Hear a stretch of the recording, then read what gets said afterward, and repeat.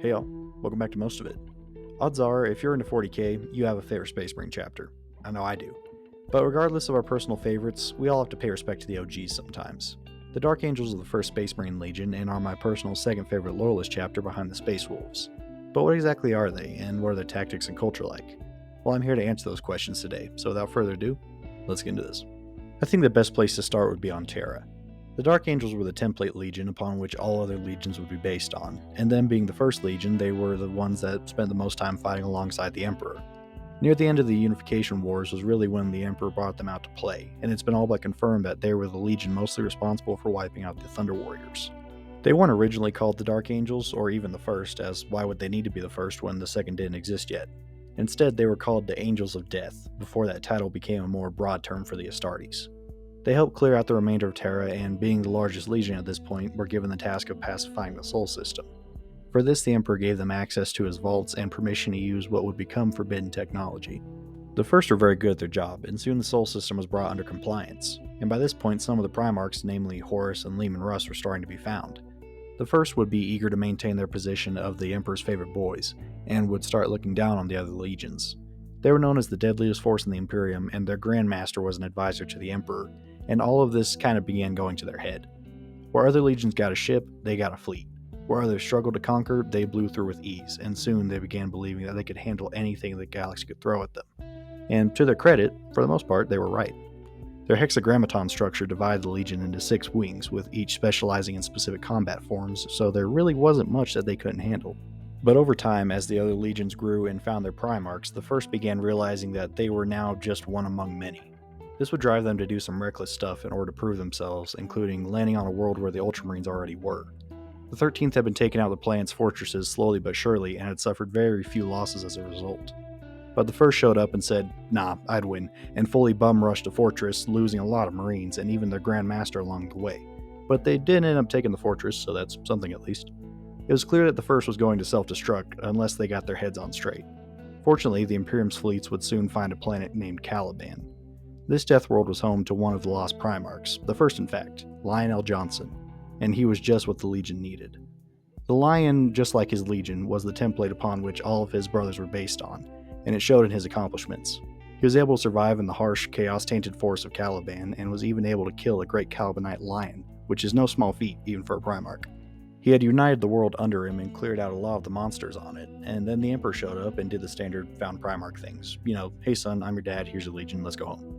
The Legion, upon meeting their Primarch, were kind of embarrassed as they knew that they were not as great as they had once been. The Lion would rename the first of the Dark Angels and put his adoptive father Luther in charge of recruitment on Caliban, and would return to Terra to be taught by the Emperor. And then he would shoot out to join the Great Crusade and do Primarch things. Among his brothers, the Lion was looked at as like a very capable and dangerous hermit, with him rarely ever revealing his motives to anyone. The Dark Angels were already pretty secretive before finding their Primarch, but after, they dove all the way into that, with very few in the Imperium ever knowing what the First was up to at any given moment. One of my favorite moments from around this time was when the Lion butt heads with his brother Leman Russ.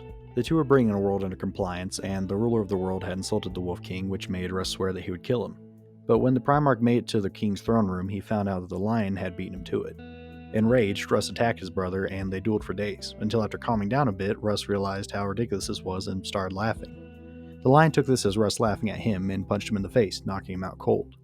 Russ and the Lion are very similar, but are like mirrored reflections of each other. Both grew up on a hostile death worlds and had to fight for survival, but the Lion never really left the forest of Caliban. He wears humanity like a mask to cover the animal that he actually is, and on some occasions that mask slips and you see the ferocity of the beast he actually is. But anyway, the Dark Angels continued doing their thing and fighting some big battles like the Rongdan Xenocides and went with the Emperor to Molech to do something, and soon the end of the Great Crusade arrived. After Olenor, the Emperor would name his War Master, and in most of the Primarchs' minds it was between 3 options: Sanguinius, the Lion, and Horus. Horus was of course named War Master, and the Lion honestly didn't really seem to care too much. He had killing to do, and so he kept doing it rather than stop and congratulate his brother. But of course, we all know how this goes.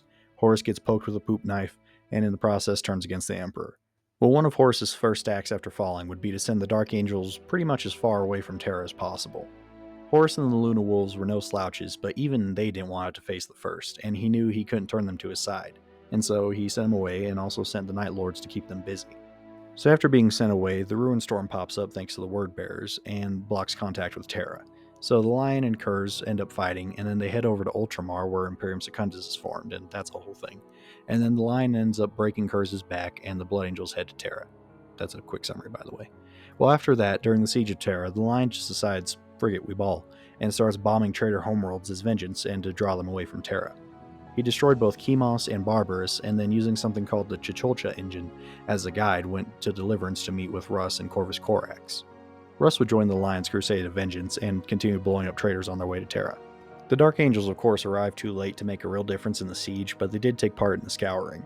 Together with the other Loyalist legions, they drove the traitors into the Eye of Terror, but one last betrayal was yet to be made.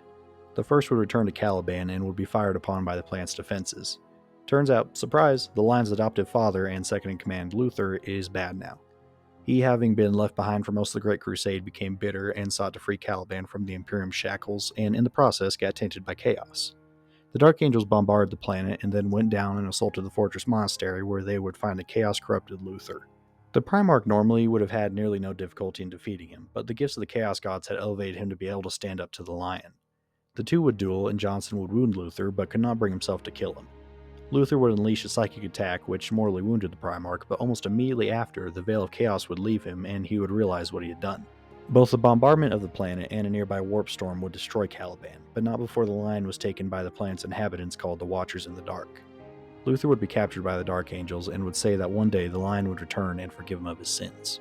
Those traitorous Dark Angels that were on Caliban were sucked into the warp and scattered, giving the Loyalists first a new enemy which they labeled the Fallen. They would convert the chunk of rock that remained of Caliban's Fortress Monastery into a flagship called the Rock. Very creative GW. And that would become their main base of operations. The Dark Angels looked, but couldn't find any trace of their Primarch, so in his stead they would appoint Azrael as Grand Master of the Legion. And with some of their ranks having turned traitor, they swore that they would redeem themselves in the eyes of the Emperor and hunt down all of the Fallen. They all decided that this was their little secret and that no one else would ever need to know about the Fallen. But what happens to someone that does know about them? Well, the Dark Angels are big fans of interrogations, so imagine a Space Marine interrogation. Yeah, not pretty.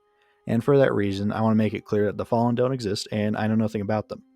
That should keep them off my back. But anyway, having sworn oaths of secrecy, the Dark Angels would set about helping to rebuild the Imperium. The first fought alongside the other Loyalist legions in many battles, and through it all hunted the Fallen and killed them and those who knew about them. They would go to Fenris to destroy what they thought were the heavily mutated Space Wolves 13th Company, but this would all be a plot by Tzeentch and his servants to divide the Wolves and Dark Angels legions even further, which is exactly what ended up happening.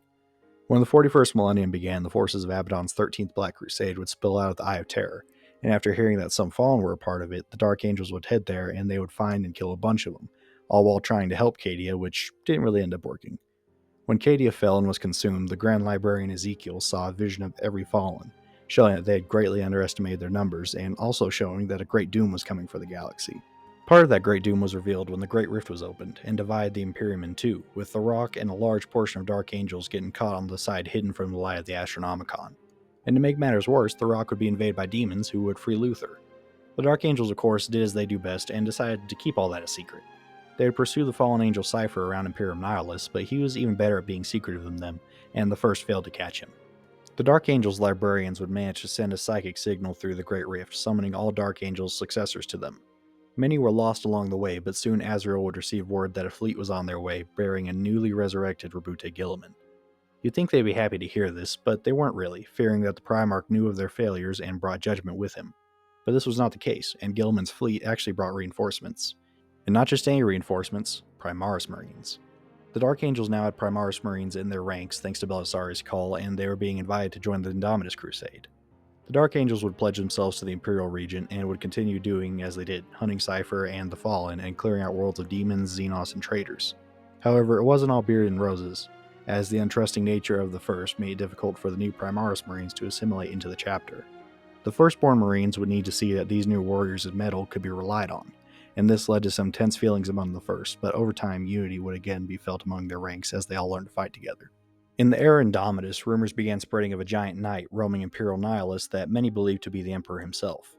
This being was known for moving about, cutting down enemies, and then fading into surrounding forests, from which he would pop up somewhere else. And this creature was, of course, Jagatai Khan. Wait, sorry, wrong notes. Here we go. It was the Lion, making his grand return to the galaxy. After waking up from his healing sleep, he seemingly gained the ability to use like a pocket dimension to teleport called forest walking. Since waking, he has been going around and finding remnants of the fallen, and if they are free of the taint of chaos, he actually forgives them and invites them to return to him. This is when the Arcs of Omen campaign takes place, and Abaddon partners with Vashtor the Archifane. The Dark Angels weren't involved in the beginning, for the most part, but it would turn out that the T'Chulcha engine that they had picked up all the way back in the Horus Heresy was a necessary part of Vashtor's plans. And so the demon raided the rock, and while the Dark Angels put up a valiant fight, if it wasn't for a jealous Be'lakor attacking Vashtor at the same time, they most likely would have been destroyed. Still reeling from the ambush, the Dark Angels decided that they would hunt the demon and found him in the Idolatrous system, with elements from pretty much every traitor legion but the World Eaters. The Dark Angels were able to clear out several demonic vessels, but not without their fair share of losses. But after making it through waves of enemy vessels, the Dark Angels found something awful. Vashtor had taken the remnants of the destroyed Caliban and spliced it with technology to create the world of Wormwood. The first would push forward, determined to destroy the demon for defiling their homeworld, and after making planetfall and finding their way to a place called the Warpforged Palace, they found a Calibanite ruin that had become an altar dedicated to Khorne, and with it, the demon Primarch Angron himself. While they were handling that, Vashtor was able to contact the T'Chulcha engine and convince it to teleport to the planet where he would continue his plans. Thankfully for the Dark Angels, a Blood Angels fleet was on its way to Wormwood, and with them came the returned first Primarch himself. The Blood Angel Dante would engage Angron until the Lion would take on his demonic brother. The Lion, armed with his sword Fealty and the Emperor's shield, wasn't much of a match in terms of raw strength compared to Angron, but he was actually able to think unlike him, and so he began to outplay him. As the two fought across the world, the Lion would avoid rather than parry attacks that would have sliced him clean in half. As Angron tired himself out, the Lion was able to redirect one of his hits and pierce the demon's neck with his blade, and then decapitate him with the shield of the Emperor. While he did get injured in the process, the Lion was victorious, and as his brother was sent back into the warp, Wormwood began falling apart.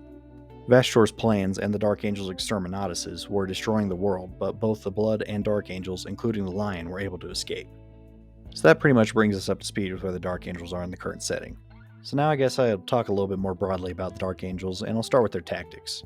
The first are similar to the Ultramarines in the fact that they are good at a lot of things, and so I wouldn't say they have a specific tactic, but the wings definitely do. The wings of the hexagrammaton are as follows. The Death Wing. Veterans given the best equipment, often seen in Terminator armor, but not always. They are the closest you get to standard Space Marines warfare and the first. The Raven Wing. Speed is the name of the game with these guys. They are recon specialists and make the most use of jet bikes and speeders. The Dread Wing. The War Crime/Eradication Division, specializing in using forbidden tech and biological weaponry. The Iron Wing. As the name implies, these guys are heavy weaponry specialists, making the most use of land raiders, whirlwinds, and tanks in general. The Storm Wing. Not a lot's known about these guys, but it's suggested that they're void assault specialists. And the Fire Wing, which we know nothing about. All of these wings still technically exist, but the only ones still in operation currently are the Death and Raven wings. Outside of the wings, in general combat, the Dark Angels are absolute beasts. They boast some of the most impressive duelists of all the chapters, and their strategic minds, even without the Lion, are rarely rivaled. The Lion himself, again, is one of the best duelists of all the Primarchs, and a master strategist, even among the Primarchs. I love the Dark Angels. I find them to be one of the most nuanced groups in 40k, and their Primarch actually has the benefit of having returned and having something of a complete character arc. Their Legion culture of secrecy gives them strength when facing enemies, but cripples them when working with allies, as they refuse to share the load with anyone else and intend on bearing it alone. The way they handle emergencies is very interesting as well, as every time they mess up, it's always hush-hush, as they believe that everyone is out to get them and punish them for their failures, even if what happened wasn't really their fault. But by far the most interesting thing about the Dark Angels, to me at least, is the Lion himself. The Lion was loyal to a fault, literally. He is one of the Primarchs the Emperor trusts the most, and his belief that loyalty is its own reward led him to carry out the Emperor's will without hesitation. However, when this attitude was extended to his sons, I think this was more of a failure on his part. One time, after one of his sons questioned him, the Lion literally punched his head off. This is one of the things some of the Fallen reference when turning against the Lion, and it's kind of understandable. That's not what a leader does, that's what a tyrant does. But after his return, the Lion has changed, and rather than wanting his sons to blindly follow him out of fear, he instead wants them to choose to follow him out of loyalty and respect. Him taking the Fallen back into his ranks shows how much he has matured, and another aspect of him that's changed is with the Imperium as a whole. Before the Heresy, the Lion was what I would call the Imperium's warden, roaming around looking for anyone that's breaking the rules and bringing the hammer down on them. But after waking up and returning, he takes up the Emperor's shield and I think symbolically changes from the Imperium's warden to its defender, balancing justice and mercy. You can even see it in the Dark Angel's armor. Pre-Heresy, they wore mostly black and white armor with maybe a little red in there sometimes. Now, I may be reaching here, but I think that's how they saw the world, as black and white, either you were loyal or deserving of death. But in the current setting, they wore dark green armor in remembrance of Caliban's forests and to remember the lion. They, and especially the lion, are beginning to see all the different shades in the world, and it's changing how they perceive it all. There are also some parallels I've noticed between the lion and Conrad Kurz. Kurz believed that justice was everything. He would deal out punishment so horrific that it scared everyone else too much to even think about committing a crime. His world of Nostromo was crime-free for the most part when he was on it, but the second he left, it went right back to being the hellhole it was when he first arrived. Conrad only ever made changes through fear, without ever working to change the minds of the people. The Lion was like the lawful good version of that. He was a lot more sensible than Kurz, but ultimately Caliban suffered a similar fate to Nostromo. When the Lion left, loyalty for the sake of loyalty was no longer enough, and, well, we see what happened. The Dark Angels, to me, are a lesson in both pride and loyalty. In the beginning, they were the best and only Legion, and that inflated their egos and caused them to stumble a lot. If they had set aside their pride and asked for assistance occasionally, they could have had a lot simpler go at things. As Rabute Gilliman once said to them, "You have proven your Legion's strength, but not its wisdom." And loyalty was the whole reason that Luther fell. If the Lion had been more concerned with explaining and showing why everyone should follow him, then I bet Luther might have stayed loyal. Of course, there was a lot of jealousy on Luther's part, so it wasn't all down to loyalty, but you catch my drift. Overall, I love the Dark Angels, and I can't wait to see what they get up to next. What do y'all think? Let me know in the comments below, and be sure to like and subscribe if you enjoyed the video. Be sure to check out my community tab where I run polls pretty often, and with all that said, I'll see y'all later.